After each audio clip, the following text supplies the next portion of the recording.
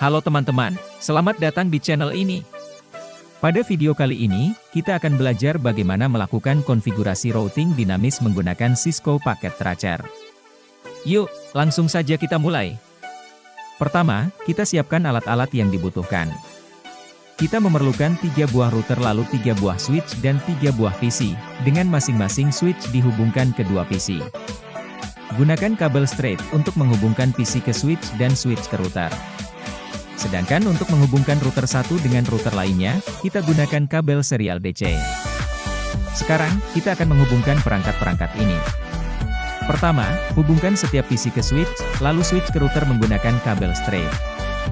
Kemudian, hubungkan router pertama ke router kedua menggunakan kabel serial DC pada port serial 2. Dan yang terakhir hubungkan router kedua ke router ketiga menggunakan kabel serial DC pada port serial 3.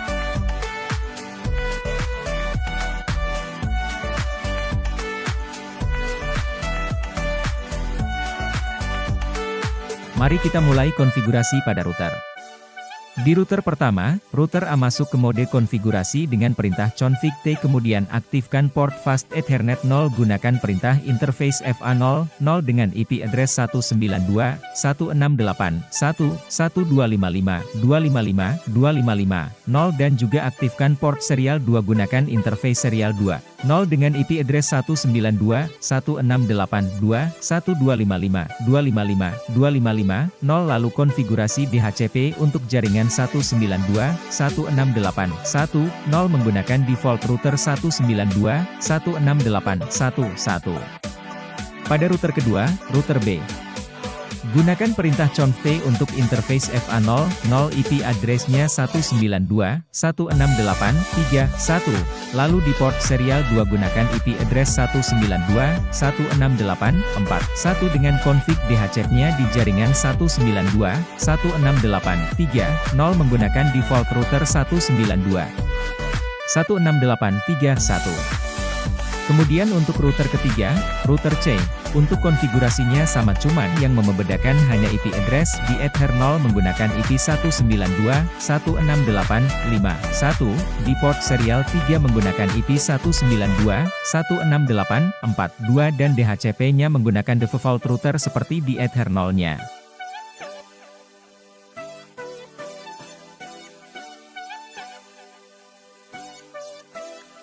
Sekarang, kita akan mengkonfigurasi routing dinamis menggunakan RIG.